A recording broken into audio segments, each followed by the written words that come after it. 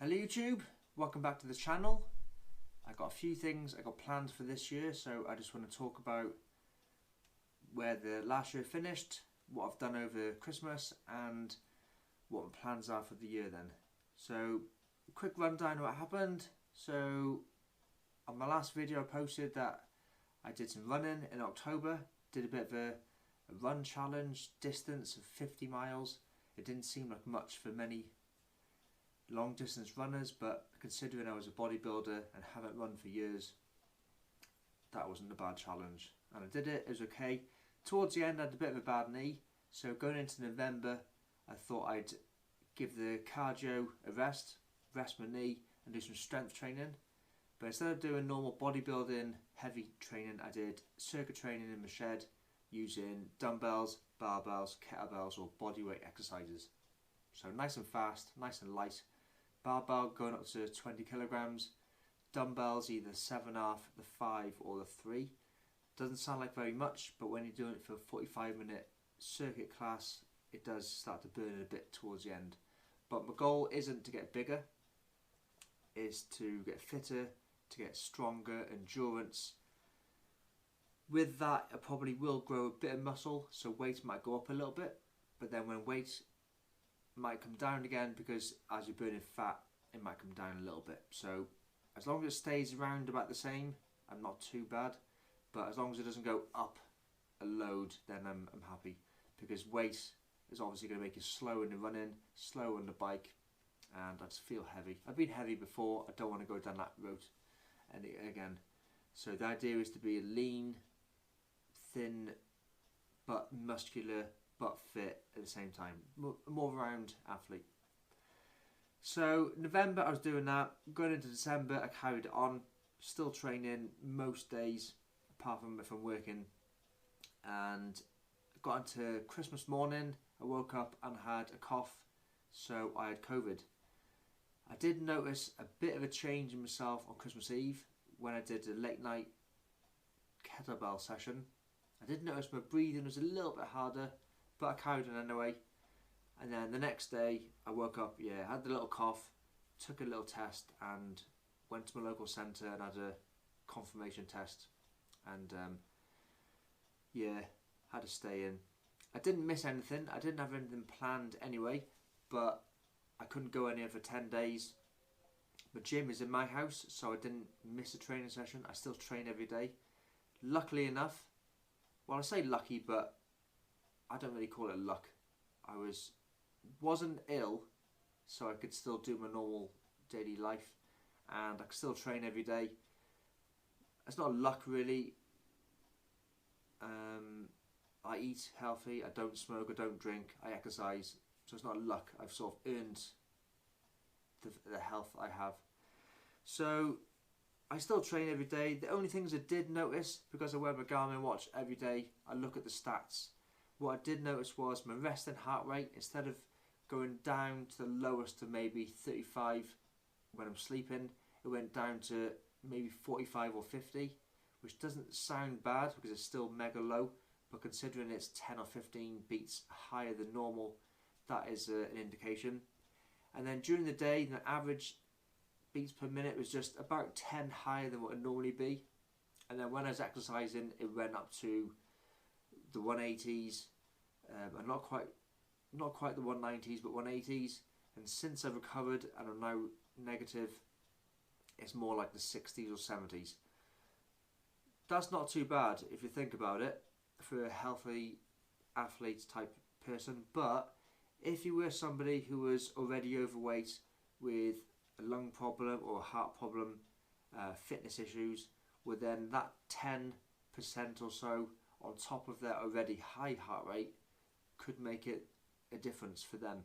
So if their resting heart rate was something like 80, then 10% on top of that, you're looking at 90 to 100 at a rest. That's not very good. And then if their maximum heart rate is 140, sometimes some people are out of breath just walking, just doing the normal daily walk upstairs, shopping. So that extra 10 or 20 beats on top of that would make their life a bit harder. So yes, I did notice it on my watch I exercise every day, so I know what I'm normally like, but did it affect my life? No.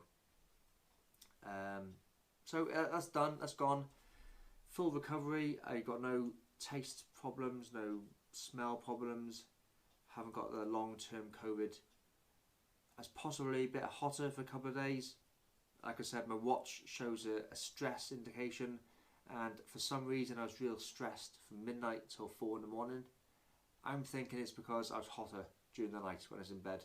So heat, heart rate, hotter, maybe I was moving more, didn't get a good night's sleep, so the watch just picks up on that. So something is definitely different, but like I said, somebody else might have suffered more. January, I've carried on the same exercise at the moment, but I have got a plan. I want to add in some heavy weight training, but not bodybuilding, not muscle size, just strength work. So what I'm going to do is work out my plan just so I hit the exercises just enough each week, the right amount of reps, the right amount of sets, the right amount of exercises, just enough each week so I get a bit of a strength gain, but I don't get any extra muscle mass gain. I still want to be flexible, so I don't want any bulk. I still want to be fit and light, so I don't want any bulk. And I just want a little bit of a muscle gain. I don't want to be breaking any personal records which I had years ago, so I don't want to get into addiction of beating my targets, beating my personal records, because my personal record was set when I was 17.5 stone, 245 pounds.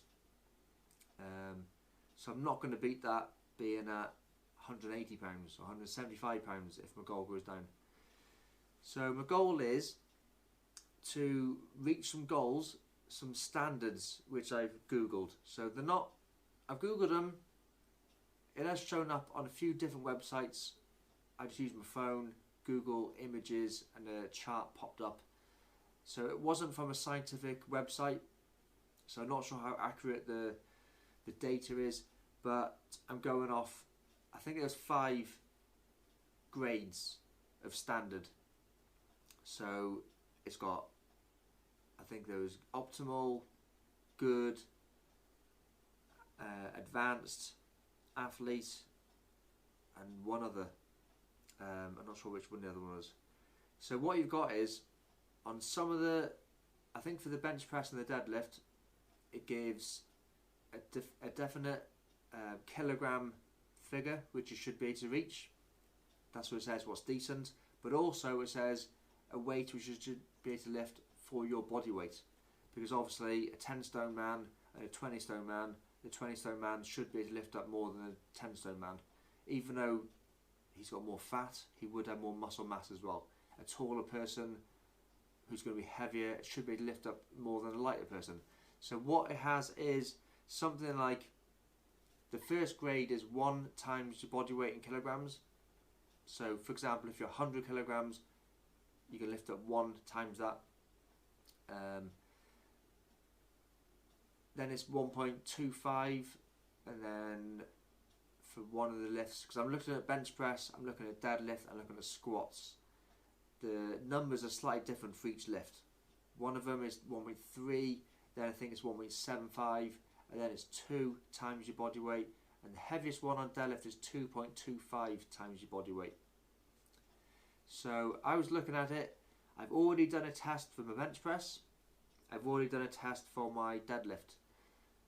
So the figure I've come up with, it doesn't matter what kilogram I've lifted, it doesn't matter how heavy I am, but it's come up with, I'm at advanced level, I've got 1 grade to go to get into the athletic or the elite or whatever standard it is, the next one. So that's my little goal. I can either do that by dropping weight, but then dropping weight you're probably going to lose a bit of strength.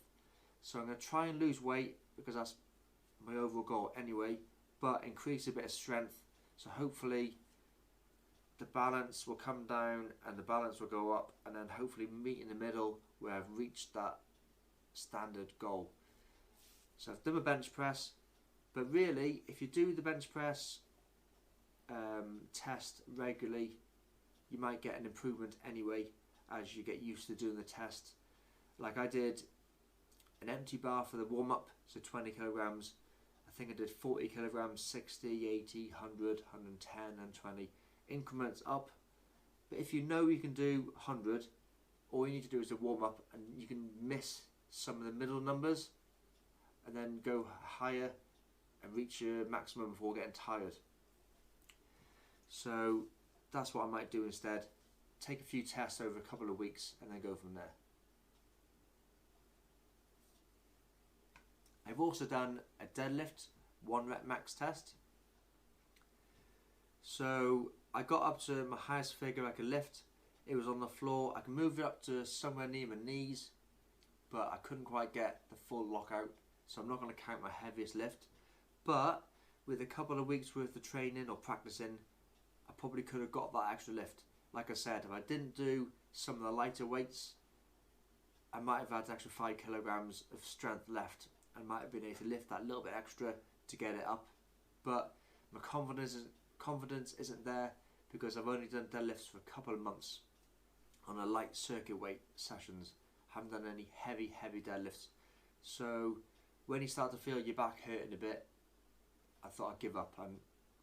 I know it's quitting when you should push out, but it's not worth the effort to hurt your back just to get a 1 rep max when I can lift up 5 kilograms less, and it's going to be thereabouts anyway. Another way of doing it is I have got an app on my phone, or there's calculators and books you can get where you can do any repetition range up to 10 reps. So you add in the weight, you add in up to 10 reps on the app, and then it'll tell you your estimated 1 rep max. Now this works out quite well, because if you do it over a couple of weeks, so say you do 100 kilograms for 10 reps, then the next week you do 105 kilograms for 9 reps, next week you do 110 kilograms for 8 reps. You should slowly get the same round figure. Your 1 rep max should be roughly the same. And you could play around with the numbers. You could do a 10 rep max, an 8 rep max, a 6 rep max and a 3 rep max, and then your numbers should all meet somewhere around about the same sort of 1 rep max figure. So that's a safer way of doing a 1 rep max test without actually maxing out and hurting yourself, because without a spotter, without injuring yourself for work the next day, to actually do a 1 rep max is pretty difficult. Then when I got my figures, I'm going to do a training plan working in some deadlifts, some bench presses, some squats and other exercises during the week to try and get them figures up. As soon as I get them figures up into the category I'm happy with, I'll maintain it there and also introduce other exercises to improve other key goals I've got as well. So I want to improve my flexibility, so I might do a measurement of touching my toes or a seated flexibility test for my lower back and hamstrings. I'll do some few running challenges, so a mile run or a mile and a half, 2 kilometre, 4 mile, 5 mile, a couple of runs. So I'm not interested in, well, I'd like to do a marathon one day, half a marathon one day, but I'm interested in more the shorter to middle distance running. From the short and middle distance times, you can estimate what your marathon time could be if you could get that distance anyway. So like I said, my goal, increase my VO2 max, increase my few run times. A couple of other little tests I'll do just to get an all-round fitness, so maybe a jump test or a medicine ball throw test or some other burpee test, press-ups and sit-ups, chin-ups, dips, and I'll find some figures off the internet that I'm happy with, the standard goals. So what I have been using recently is army fitness tests, so maybe Google basic requirements for Navy SEAL when they introduce themselves to the training. So they used to do a 4 mile run on the beach in, I think it's 30 minutes. In the army, it used to be 1.5 mile run. I think it's a 2 kilometre run now. The Rangers or Green Berets do a 5-mile run in 40 something minutes. So a couple of little goals. I know I could do 6 miles or 10 kilometers or certain goals in a certain amount of time, and I'll be happy with them. So that's my training. What I'm going to do, like I said, is the bench press, deadlifts and squats. From my 1 rep max figure, I'll work out a step loading program where I'm going to do 65% at maximum week 1, 75% maximum on session 2, 85% on session 3, and then session 4 drop it back down to 60%, like a rest recovery session, and then reassess where I think my 1 rep max is. Then the next session goes back to the start where you do 65%. Hopefully you've improved, so you do 65% of a new 1 rep max, and that you go up and up and up again, drop, up and up and up, and drop. But more important than my training is what my plan is for this year. So I've actually been doing a strength and conditioning level 4 qualification since 2021, since last year, and I probably should have had it finished by now, but I've only done it a little bit and a little bit at work, and then by the time I come around to picking up the book and redoing it again, I forgot what I did in the last session, so I have to redo that bit.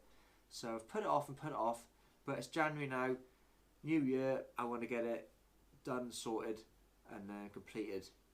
And then what I might do is redo my whole social media platform, so Instagram, Twitter, a Facebook group, and my YouTube, email address, rename them, rebrand them, and keep them all the same. So I'll have to search for some word to name them which hasn't been used already.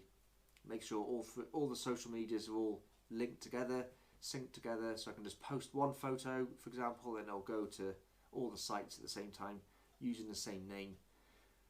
I'm not sure if Steve Lewis Fitness is the best sort of name for YouTube. Is somebody in America going to know about Steve Lewis? No, so they're not really going to search for Steve Lewis, so I'm going to drop down the search engine then straight away. Are they going to search for the gym shed guy? Not really. I have got a popular video on my YouTube about a gym in the shed. I think it was when lockdown first happened, people were Googling, YouTubing how to build a gym in the shed. So I think that's why that's popular. But they're not really going to know who the gym shed guy is.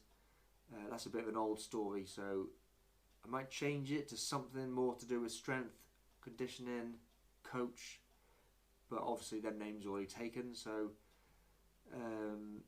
I'll have to find something which will push me up higher in the search engine. But the only problem is, if I do start all over again, it's going to wipe away all my good videos, which will probably bring up my Google search, so I don't know. But as well as the level 4 main course, I've also enrolled on a few other courses which I haven't started yet, because I bought them in the Black Friday sale from the same education provider, but they had a sale on, so I thought, well, I'm going to finish the level 4 sometime in the future, so I'll buy these now, keep them in the bank. That'll motivate me to work harder. The only thing I'm thinking about is some of these little courses which I'll talk about now, they're little, I haven't really read about them, the description. They're possibly 1-day modules, which if I do them first, it might make the level 4 course easier. So I might just do one of them per day, get them ticked off, then they will help and motivate me to do the level 4 course. Or because I'm already into the level 4 course, do that first, then the modules after. I'm a bit too busy to do all at the same time, so I'm not sure. I might just pause the level 4, do the little modules, because I'll talk about now what I'm going to do. And these are going to be helpful for my YouTube channel, because I come to a stage in my life where I'm not competing in bodybuilding, I'm not in a job where I need to be super fit. I do some fitness in my job, and I'm a role model with lifestyle, fitness, healthy food in my job, but I'm not paid to do that. But I might go back into doing a bit of part-time coaching. So I want to start doing my YouTube and my Twitter and my Instagram, not what I do. Yes, I'm going to show what I do for training, but it's going to be more about what you want to see, what you want to do, helping people how to get fitter and healthier. So I think I need to widen my knowledge, because for years I've always just said to people, I do this, I do that, I wouldn't do that, don't bother doing that. But maybe somebody does want to learn something that I don't know, or that I don't do, but I need to teach them it anyway. So it might be a good idea to just know things, teach them it anyway. If that's what they want to do, if that's what they can do, well, that's good for them. So if I can teach them, I might not think it's the best way of doing things, but as long as I can teach them the right way of doing that way, I'll be happy. So what I've got is, one is a rehab coach. So I don't really know if this is just an insight, a module into doing this, or is it an actual certificate, a 1 day, a 3 day. I'm not sure how in depth it goes. I'm obviously not going to call myself a chiropractor. I'm not a physiotherapist. I won't be a doctor or anything to do with medical. I know it's not that in depth because it's just a little course. But I do get people saying to me, Steve, my elbow's hurting, my knee's hurting, that's clicking, should I train today? And I either say I wouldn't train or I'd push through it. But it'd be nice to know a little bit more. I have got first aid qualifications. I do know a little bit about injuries, and I know how the body works. I know the general basic body, muscle, bone. I've got some bit of history about muscle injuries and things like that, but it'd be nice to know a bit more what I'm talking about, and to put it out there that I'm qualified in something. But I won't lie, I'm not going to say I'm a physio or I can do this. I'll say I can't do that, but I can teach you a little bit. I'm not a massage, but I'll do a little bit. The next little bit, the little course, actually these are one of the bigger ones I've got going, is a strength and power coach. Now, I know these courses can probably be purchased separately.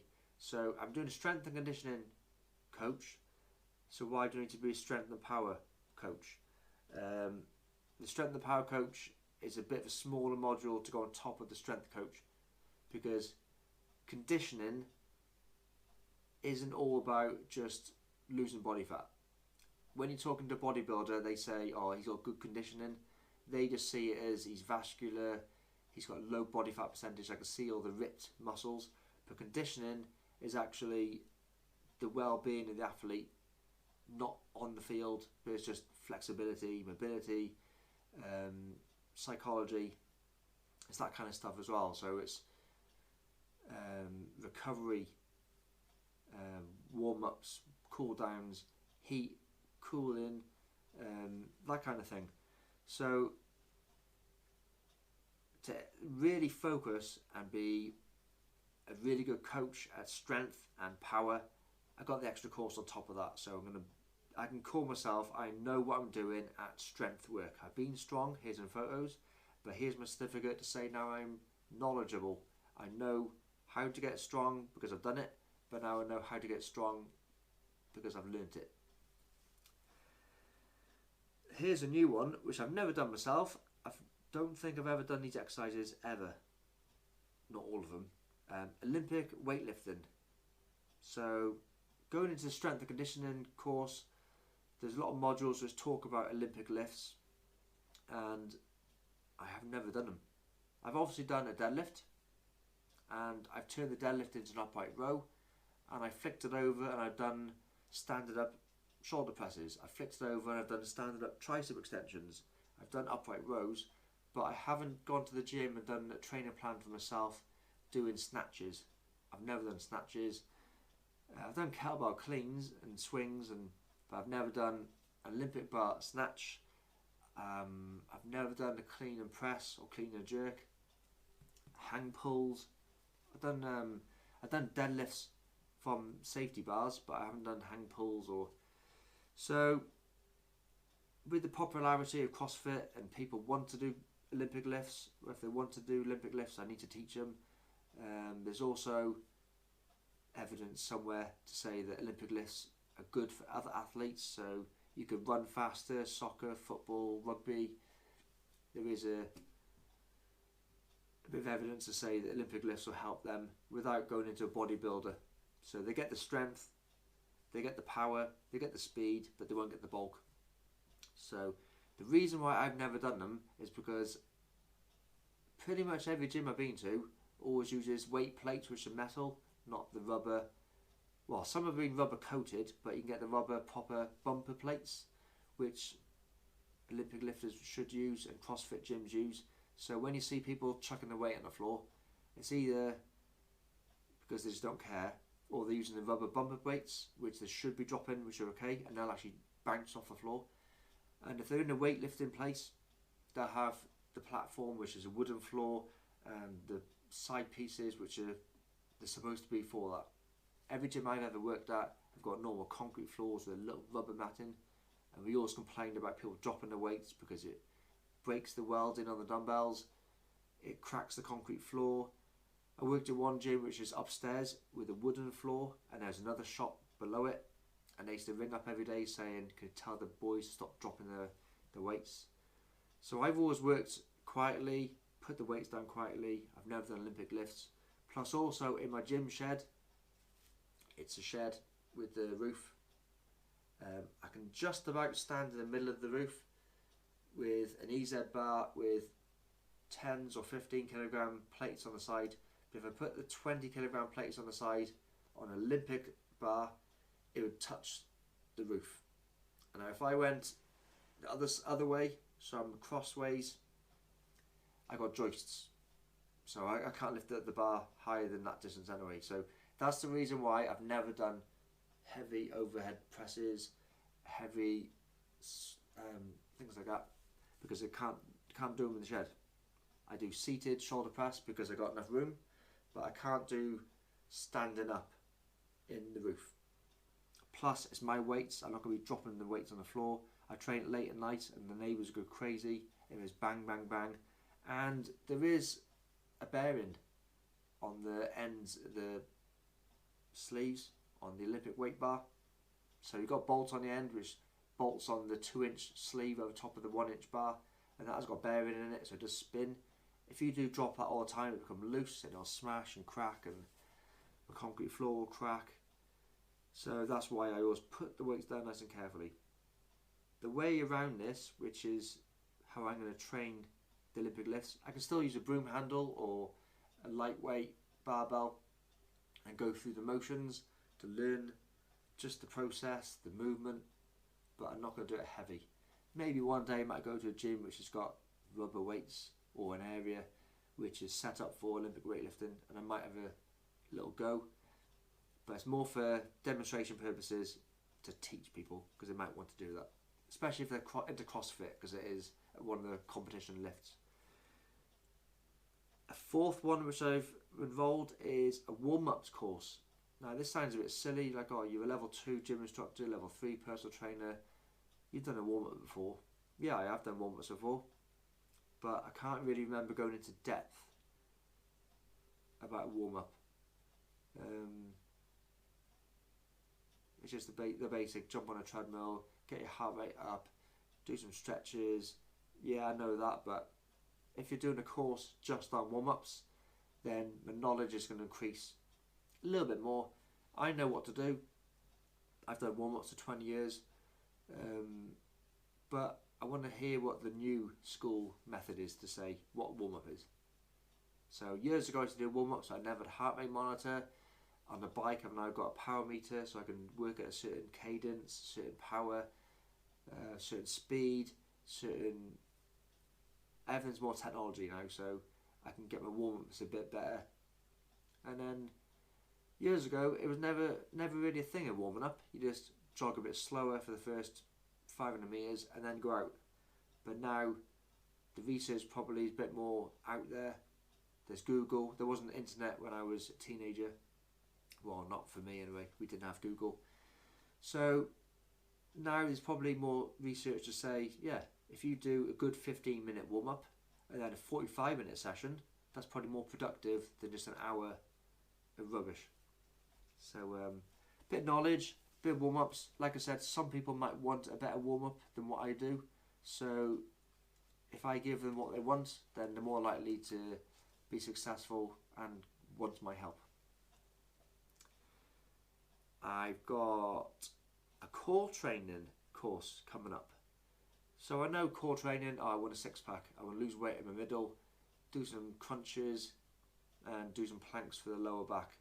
But a big word in the strength and conditioning modules is core stability, trunk work, or robustness. So especially if you're a rugby player, you need a strong core, not because of looks, not because of you want a six-pack. It's because you need to be strong in your position, and being strong prevents injuries or reduces the risk of injuries. And that carries over for other athletes as well. So if you're in the military, if you're in the police, if you're in the fire service, where you've got to lift up heavy ladders, you might have to wear body armour, you might have to chase after people, jump over fences.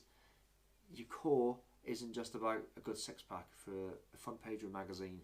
It is the centre of the body, and everything comes out from there.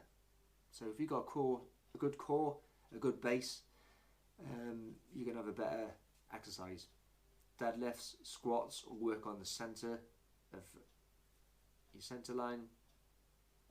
So your core, whichever way you look at it, from the front, from the side, from the top, it's not just I want a six-pack. It's I want to be stronger, but I'm wobbly. So sort out the wobble, and then you'll lift heavier.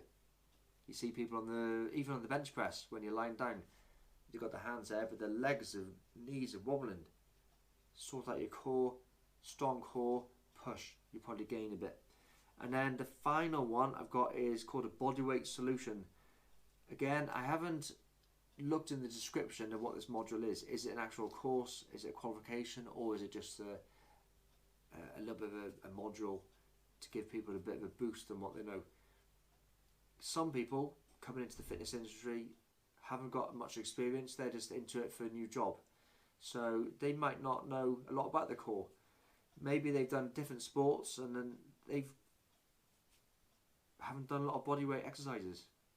Maybe they've done soccer or football or rugby or tennis, or they haven't done a lot of press-ups, sit-ups, burpees, squat thrusts, star jumps, lunges. So I might learn something. There might be something I can learn from it.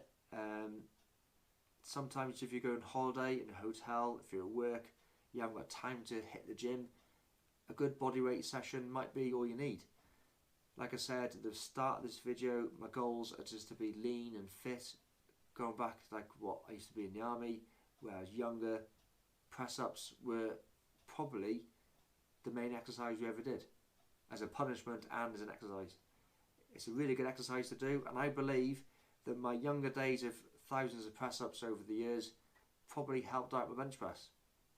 I got triceps, shoulders, the core stability to keep your body in line. I'm sure it probably helped. Press-ups and press-ups, and in that presser position for hours on end. Mentally, I know I can do it, and physically, you got that line of the body and the. So when people talk about a 30-second plank or a 2-minute plank challenge, for me, years ago, 2 minutes was nothing. You could be sitting at not all in one go, but hours and hours and hours in the presser position. 6 o'clock in the morning, in the rain, in the snow, outside, before breakfast, getting shouted at. So Bodyweight Solution, I might add in some extra advice. So with these little training modules, I'm going to upgrade my Instagram, YouTube, get them out there, start making some more videos on educational videos. So the shed's a bit dark, so what I can do is put the camera at a certain angle, film myself on the side, maybe from the front, talk a bit more while I'm doing the exercise, nice and light, but go through the breakdown of the exercises as I learn them. I'm going to rebrand into, like I said a couple of times ago, 30-ish male to 50-ish male. Probably a dad who works, who hasn't got a lot of time and free money to just spend on 3 hours in the gym every day on protein shakes. It's going to be more a young midlife age struggle on how to get back on the road of fitness. The easy way, no lies, no BS, but without spending hours and hours and hours.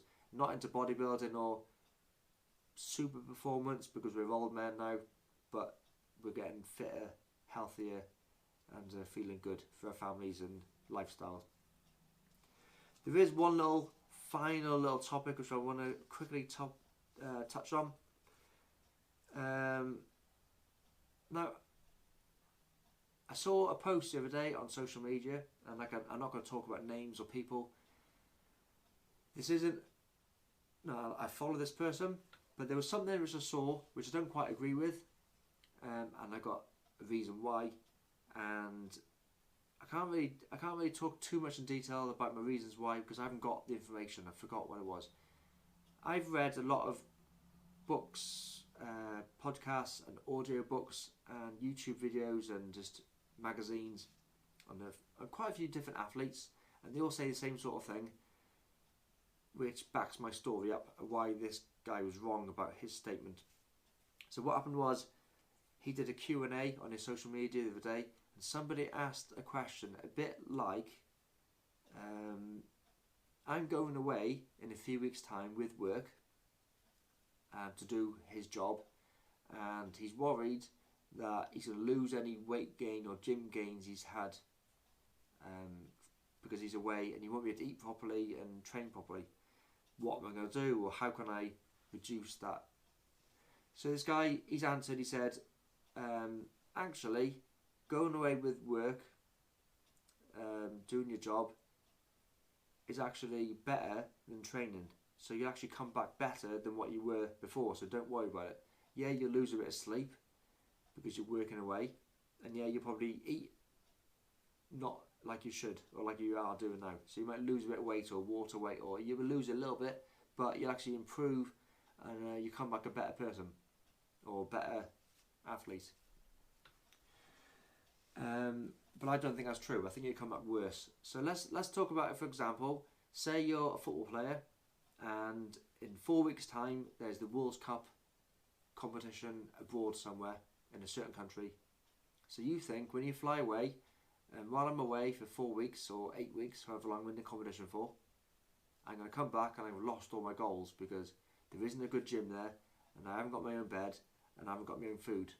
And he says, oh yeah, but because you're playing football every day, you're going to come back better because you're playing against all the good athletes and you're going to come back better. But you won't, because when you're training, leading up to a competition, you're peaking and peaking and peaking, you're getting better. You train per heart rate, you train per mile, you know all the stats, and you train. When it comes to a game, if you're playing against a team which is worse than you, and you win, your goal is just to win the game, get 1-0 point. Your goal isn't to get a VO2 max, run 100 metres in whatever speed. Your goal is just to score the goal. So if you're a defender or a midfielder, you might do a bit of running, but you might not need to do any running. So some games might be easy. The next day you'll have a rest day or a training day, and then you might have another game in 3 days' time, but you might be on the bench. So you might do a warm-up with the squad, but you might not get played, but you're still there resting, ready for it. Or you might be in the quarter-final or semi-final or final, so your manager might rest you for a couple of days, so you're resting. He might say, don't get injured, you've already peaked, you're not going to get any fitter in 2 weeks' time, so you actually reduce your training just to make it through to the final. So actually, you will be not as fit when it comes to the end of it. Another example, which is, I've heard proof from this, but I haven't got it written down. I don't know where I heard it. Was it a documentary or where I heard it?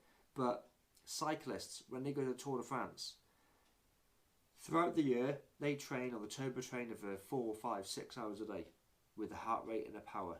They go on the road for 4, 5, 6 hours a day with a heart rate, with a power meter. And they're aiming at their optimal level. The coach has told them, make sure you do so many efforts at this level, this speed. They might go on a few training camps with their teammates, which hopefully are all the same sort of fitness. And they'll do rotations at the front and they'll work hard. But the group will only be 8 or 10 of them. So they get a good effort at the front to make sure they get the hills in and things like that. When they go to a race in the Tour de France, some stages of the Tour de France are 200 kilometres long and the middle part of the race is dead flat. So actually they've said that it's easy. They're there talking, they're eating, they're talking, they're chatting away. And instead of 8 people in their team together, there could be, is it 50 or 100 people in a bike race? So for 90% of the bike race, they're behind somebody. And they're drafting. They're not doing any work at all. If they're a sprinter, the last 10k or 20k, they might make an effort to get away and win the race. If they're a hill climber, they might put an effort in up the hills. But if they're just a worker, a domestic, some of them will have the hard job of going back and forward, but some of them will just have the easy job of stay in front of the leader, protect him, make sure he doesn't get knocked off, and then the last 20 kilometres, you're not going to win it, so just drop back and go easy. As long as you get to the start line and complete the finish line, that's all we need. Day 2, we need you to start, because in football, we can rest you, put you on the bench, but in cycling and Tour de France, they have to enter 21 stages. So as long as they start the race, and then they finish the race within the cut-off time, that's all they need. So a lot of the riders will actually, some stages, if they're not feeling right, they get told, okay, just stay in the pack, go easy. Towards the last couple of races, stay at the back, stay at the back. As long as you meet the cut-off time, that's okay. But they don't go then and do more training. They don't do more training. They don't wake up in the morning and more training. They might have journalists doing a bit, but they go back and do ice baths and eat food. But they come back after 21 days and they've lost weight because they haven't eaten properly. They've trained long distance, but not at the right heart rate. And a lot of the cyclists actually come back and they say they're not as fit as what they started at. That's why you need to peak before the Tour de France starts. So say maybe 10 stone, because they might lose a stone over 3 weeks. At least then they'll finish at 9 stone. And if they get it right as well, they could be lighter towards the end of the race. So then they'll actually be faster because they're lighter, not because they're fitter. Another example of this I've heard is during the year, there's a lot of bike races in France or Belgium that's 1 day races. It's just 1 day, it's not a stage race, just 1 day. And they might wake up in the morning and the manager might say, you have to race this, because they get paid per race.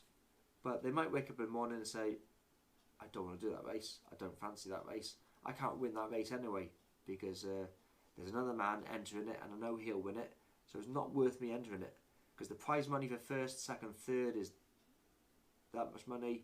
If I'm going to come 10th, I'm not going to win any money. I might damage my bike. I'd be more productive just to have a rest day, stay in bed. Or if I'm going to be in a pack and just stay behind people, it'd actually be more productive if I did a 6-hour turbo trainer in my kitchen. At least I'm not wasting the day travelling there, messing around in the bike race, a 6-hour bike race, messing around coming back just to win not much money. I might as well just save the money and stay at home. So there is evidence. People have said on podcasts, and I mean like athletes, Tour de France cyclists, I'm not sure which name, I can't remember. I've read a lot many podcasts and audiobooks, I'm not sure which one it was. But a lot of the cyclists will say that given the chance, a lot of day races, that's not worth it. They'd be fitter sticking to the heart rate or their power meter on a turbo trainer. So I'm not saying this person is wrong, I'm just saying you're probably not right. So I didn't say wrong, just not right. Okay, that's come up to 45 minutes. I think that's enough talking for a January video.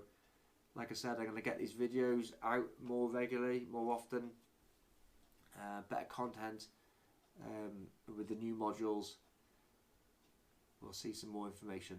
So thanks for watching. If you watched this far, great. Thanks very much. Please like it, share it, subscribe to the channel so you can see the more videos. And if I do change the name, obviously I'll keep you updated and I'll let you know what it's changed to, or if I just change this name, it'll stay the same. Okay, thanks for watching. Stay tuned and see you soon.